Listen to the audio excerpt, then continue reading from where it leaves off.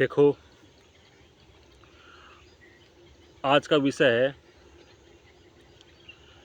कि हमारा पैशन क्या है।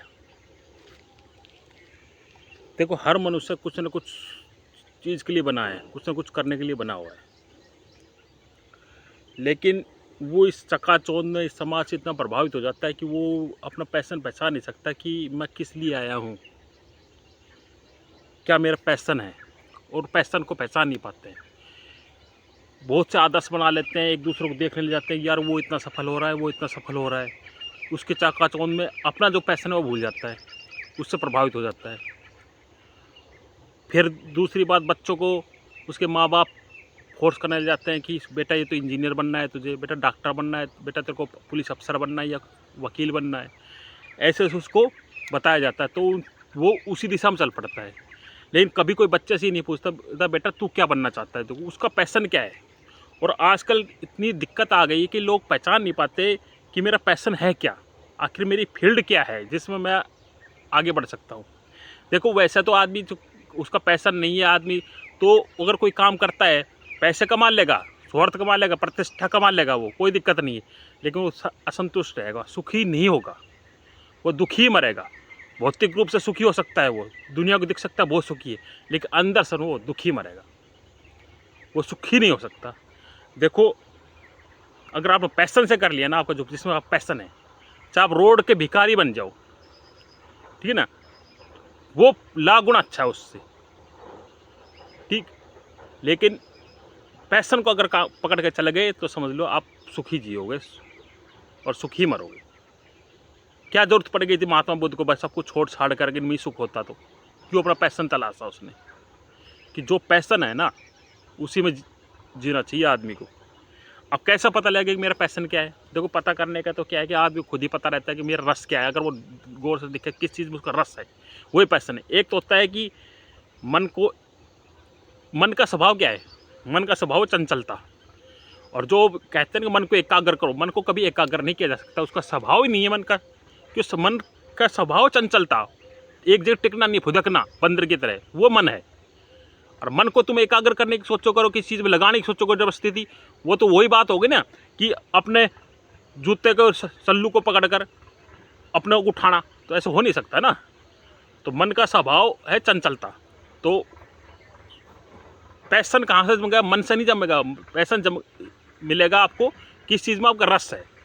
जिस चीज़ में आपका रस है ना, वह मन की आवश्यकता नहीं है, वो आप रस जहाँ लग गया ना वही आपका पैशन है, ठीक है। मन तो कहीं टिकड़े ही नहीं देता, मन तो कहता है यहाँ से नहीं वहाँ चले जाओ, अब ये कर ले, मैं यार अब ये काम कर लेता हूँ, फिर सोचता नहीं यार इससे उब गया, दूसरा काम कहेगा, फिर उसमें काम करके थक गया, फिर वो तीसरे में लगाएगा, ये मन है। लेकिन जो रस है ना, रस जिसमें लग गया आपका और जिसमें आपका पैशन बन गया, जो पैशन है आपका, उस चीज़ से मन उबेगा नहीं, उसमें जितना डूबेगा, उसमें क्या डूबेगा। देखो, अध्यात्म में क्या होता है कि एक तो होता है साक्षी भाव। साक्षी भाव भी अगर आप साक्षी भाव हो, उसमें भी द्वैत होता है, द्वैत होता है। लेकिन एक रस होता है ना, तल्लीनता, उसमें अद्वैत होता है। कि कोई भी काम करो जिसमें आपको रस आ रहा है ना, उसमें पूरी तरह डूब जाओ, वो है तल्लीनता, ठीक है, वो है तल्लीनता। अब देखो कि आपको पैशन क्या है, किस में आपको रस आता है। एक जैसे कहानी बताता हूँ, एक सर्जन था, वो खूब उन्नति करी, खूब बढ़ गया आगे तक, ठीक है। लोगों प्रतिष्ठा, लोगों सम्मानित करने आ रहे, जलसा था उसमें आ रहे सम्मानित करने के लिए, लेकिन वो दुखी था, उदास था। उससे पूछा कि आप उदास क्यों हो, रहने दो, नहीं बता सकता।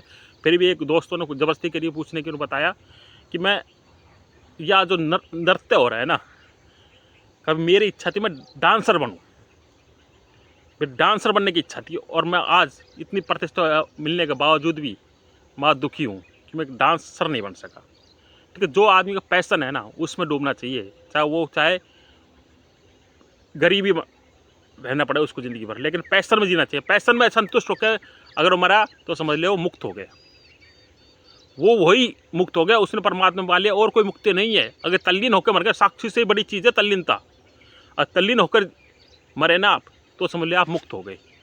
तो आपको पैशन को जगाओ, पैशन क्या है। अब पैशन, अब कैसे पता लगेगा मेरा पैशन क्या है। आज के समाज चकाचौंध दुनिया में तो पता ही नहीं लगता, कोई गाइड करने वाला, एक दूसरे प्रभावित हो रहे हैं, ठीक है। और अपना रस किस में, क्यों रस तो जगा दिया उन्होंने, हर चीज़ में जगा दिया ना। आजकल पैसा ज़्यादा अट्रैक्ट हो रहा है, पैसा इधर है, पैसा मैं इधर इधर जाऊँ, मैं ये कर लूँ। कोई पद को लालसा रखता है तो यार इस चीज़ में सही है, पॉलिटिक्स बन जाऊँ तो मेरे पद मिला गई है, तो उस चीज़ में पैसन आदमी नहीं पहचान पा रहा क्या पैसन आखिर, बहुत टफ हो गया आजकल टाइम में। तो इसमें हम एस्ट्रोलॉजी का सहारा ले सकते हैं। वो कैसे लेंगे एस्ट्रोलॉजी का सहारा? आपको पहले देखना है कि आपकी चंद्र कुंडली कैसे बनती है। चंद्र कुंडली में जहाँ पर आपका लगन कुंडली में चंद्रमा बैठा हुआ है, उसको क्या है कि चंद्रमा जब बैठा है उस घर को लगन बना दीजिए, फिर देखिए कि आपका चंद्रमा का किस भाव का लोड बन रहा है, चंद्रमा आपका किस भाव का लोड बन रहा है। फिर वो देखिए जहाँ भी आपकी 4 राशि पड़ रही है ना, 4 नंबर राशि पड़ रही है, ठीक है, वो आप देखिए, ठीक है। जो आप देखोगे तो उसके ये समझ लेना कि आप उसके बारे में ज़्यादा सोच रहे हो। चंद्रमा जहाँ पर कि चंद्रमा मन से है ना, तो उसके बारे में आप ज़्यादा सोचते हो। दिन भर आप समझ लेना ये ज़्यादा लगते हो, आप उस घर के बारे में, उसके कारक तत्व के बारे में ज़्यादा सोचते हो।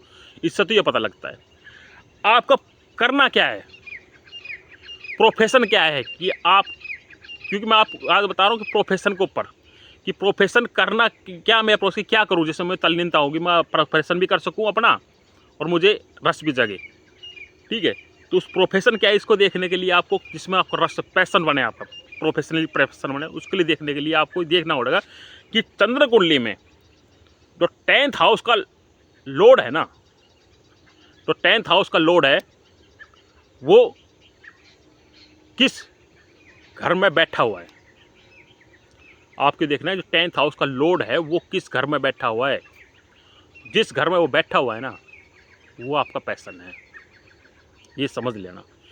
जिस घर में आपका 10th लोड बैठ गया ना, वो पैसा है। और चंद्रमा जिस घर का लोड बनाया उसके बारे में आप ज़्यादा सोचते हो। आप देख लेना अपने चंद्र कुंडली में, ये आपको मिलेगा ही मिलेगा 100%। और जिस चंद्र कुंडली में जिसका 10th लोड जिस भाव में बैठा है, जिस घर में बैठा है, वो लोड अगर 8th भाव में बैठ गया, मान लो कोई भी, ये तो बताने की जरूरत नहीं, कोई 8th भाव में बैठ गया, कोई से घर बैठ गया, तो 8th भाव किसका, ओकल्ट का, साइंस का, एस्ट्रोलॉजी का, अगर उस भाव में बैठ गया तो आपकी इसमें रुचि उस चीज़ में है, उस चीज़ में आपकी रुचि है, वही रस है आपका। उसका काम करोगे तो आपको मानसिक सुख मिलेगा, मानसिक संतुष्टि मिलेगी। करके देख लो, आप अपने चंद्र कुंडली उठाओ, बढ़ाओ, उसमें देखो कि चंद्रमा चंद्र कुंडली में 10th लोड आपका कहाँ बैठा हुआ है। जिस घर में आपको बैठा मिले वही आपका पैसन है, उसी में आपका रस है। आप देख लेना 100% वो मिलेगा। दूसरा मैं बताता हूँ लगन कुंडली से। अब लगन कुंडली से कैसे देखना है? लगन कुंडली देखो, आत्मा का ग्रह, आत्मकारक ग्रह कौन कहलाता है? सूर्य कहलाता है। अब सूर्य को आपको ये देखना है कि सूर्य किस भाव में बैठा हुआ है। जिस भाव में सूर्य बैठा है, लगन कुंडली की बात कर रहा हूँ, D1 चार्ट की, अगर सूर्य जिस भाव में बैठा हुआ है उसके कार्य करने से आपको सुख मिलेगा, आत्म सुख मिलेगा। और उसके साथ अगर किसी ग्रह की युति है, साथ में कोई और ग्रह बैठा है, तो ये देखना फिर उसको सूर्य को निगलेक्ट कर देना, फिर उसकी युति वाला ज़्यादा प्रभाव देगा वो, क्योंकि उसका प्रभाव ले लेता है ना। तो फिर देखना कि मान लो सूर्य का शुक्र बैठा हुआ है, शुक्र को देखना है कि आपका कौन से ग्रह का वो लोड बन रहा है। जिस घर का लोड बन रहा है ना, वो आपका पैसन है, ठीक है। ऐसे आपको पैसन मिलेगा एस्ट्रोलॉजी के अनुसार, ठीक है। तो आप देख लीजिए, मेन है चंद्र कुंडली। चंद्र कुंडली में देखिए आपका 10th लोड किस भाव में बैठा हुआ है, जिस भाव में आपको बैठा मिले वो आपका पैसन है, समझ लीजिए उसमें लग जाइए आप, वही आपका पैसन है, ठीक है।